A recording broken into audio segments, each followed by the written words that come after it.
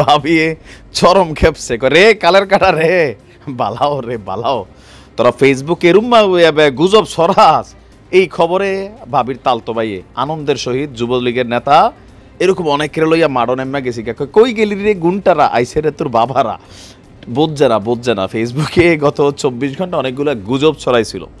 এর মধ্যে উপদেষ্টা আসিফ সে আসলে দুবাই গেছে প্রবাসীদের একটা সংবর্ধনা অনুষ্ঠানে, আর হাসনাত আছে সম্ভবত তার এলাকায় কুমিল্লা না সরি কোনো একটা প্রোগ্রামে গেছে, আর ডক্টর ইউনুস তিনি আছেন সুইজারল্যান্ডে একটা বিশ্ব অর্থনৈতিক ফোরামের প্রোগ্রামে। এর মাঝখানে গতকালকে থেকে বেশ কিছু গুজবের মধ্যে একটা গুজব ছিল যে ডক্টর মোহাম্মদ ইউনুস তিনি পদত্যাগ করছেন। এখন যারা একটু সামান্য সচেতন মানুষ তারা কিন্তু এই জিনিসটা বোঝেন, কিন্তু ফেসবুকে যে ভিডিওগুলো ছাড়ানো হয়েছে ট্রাম্পের নিয়েও কিন্তু একটা ভিডিও বানানো হয়েছে, এটাও কিন্তু গুজবের ভিডিও, এটা নিশ্চয়ই অনেকে দেখছেন, আমি দেখছি এটা সবাই দেদারসে শেয়ার করছেন। তো এই যে আপনাদের শেয়ারের কারণে ঘটনা হয়েছে কি দেখেন, ফেসবুকে প্রধান উপদেষ্টার পদত্যাগের গুজব শুনে শোডাউন গ্রেপ্তার 2।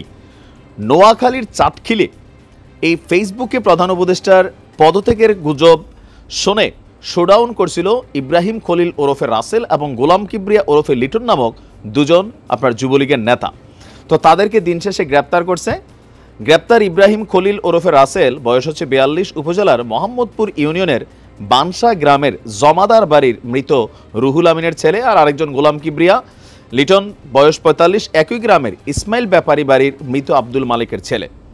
25শে জানুয়ারি দুপুরের দিকে আসামিদেরকে নোয়াখালী চিফ জুডিশিয়াল ম্যাজিস্ট্রেটের আদালতে সোপর্দ করা হয়েছে, আর শুক্রবার রাত 8টার দিকে উপজেলার মোহাম্মদপুর ইউনিয়নের বানসা বাজার থেকে তাদেরকে গ্রেপ্তার করা হয়েছে। ঘটনার প্রেক্ষাপট কি, ফেসবুকে ডক্টর ইউনুস পদত্যাগ করছেন এই খবর শুনা সন্ধ্যার দিকে উপজেলার মোহাম্মদপুর ইউনিয়নের বানসা বাজারে শোডাউন করে যুবলীগের একদল নেতাকর্মী। এতে এলাকায় উত্তেজনা ছড়িয়ে পড়ে। খবর পেয়ে সাথে সাথে ঘটনাস্থলে যায় পুলিশ। এক পর্যায়ে স্থানীয়দের সহায়তায় আপনার মানে তাদেরকে ধাওয়া দেয়। তো সবাই পালাই গেলেও এই দুইজন পালাইতে পারে নাই, দুজনকে আটক করে থানা নিয়ে যায় পুলিশ। রাসেল তিনি মোহাম্মদপুর ইউনিয়ন যুবলীগের সদস্য এবং লিটন স্থানীয় আওয়ামী লীগের রাজনীতির সাথে সম্পৃক্ত।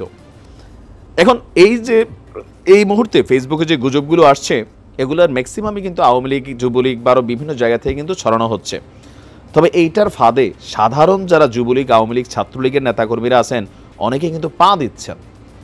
এই যে ঘটনা ঘটলো কিনা দেখেন, এদেরকে তো পিটাইয়া মাইরেও ফেলতে পারতো, মব জাস্টিসের যুগ চলতেছে, এখন আপনাদের বোঝা উচিত। তো কিছু গুজব যেটা ছড়ানো যেটা 24 ঘন্টা পরে ক্লারিফাইড হয়ে যাবে, সেটা ছড়ানোর মধ্যে আসলে কী ধরনের মানে পজিটিভিটি আছে আমি জানি না। গুজব ছড়ানোরও একটা জাতপদ আছে। ডক্টর ইউনুস পদত্যাগ করছেন এটা তো মানে একটা জিনিস আসলো, আর আপনারা অকাতরে বিশ্বাস করে একদম পুরা সাঙ্গপাঙ্গনি এলাকাত নাইমা গেলেন। ভাগ্য ভালো যে কাউরে মাইটটাই আবার তারা দেয় নাই। আবার চিন্তা করেন ওই এলাকাতে এই দুইজনের সাথে যে 25 জন পলাতক আছেন, কতজন নেতাকর্মী এখন মামলা খাবেন। আর আমি ছাত্রলীগ আওয়ামী লীগ যুবলীগের নেতাকর্মীদের যারা একদম লোকাল পর্যায়ে আছেন, পড়ালেখা কম আছে, ফেসবুকে কোনো কিছু দেখা মন্ত্রে দৌড় দিয়েন না। ট্রাম্পের ভাষণকেও এডিট করে একটা ভিডিও কিন্তু করা হয়েছে যে ট্রাম্প বলছেন খুব শীঘ্রই তিনি শেখ হাসিনাকে বাংলাদেশে ফিরিয়ে আনার ব্যবস্থা করছেন। এই ভিডিওটা কিন্তু এডিটেড এবং গুজব। অবশ্য যারা তৈরি করছেন মাস্টারপিস হিসেবে তৈরি করছেন, বোঝা অনেকটা কষ্টকর। যারা নিউজের খবর টবর রাখে না তারা কিন্তু সহজে বোঝেও না। সো এমন কোনো কিছু করেন না যেটা নিজেদের বাটেই নিজেদেরকে ফেলে দিচ্ছে। তো এই যে যারা গ্রেপ্তার হয়েছে, যারা মাঠে নামছিল, এদের পরিবারের অবস্থা বা এদের এখন হাই হাই না দলের প্রতি কি পরিমাণ বিষাক্ত মেন্টালিটি হয়েছে একটু বুঝছেন কিন্তু। হ্যাঁ, সাবধানে, ভালো থাকবেন।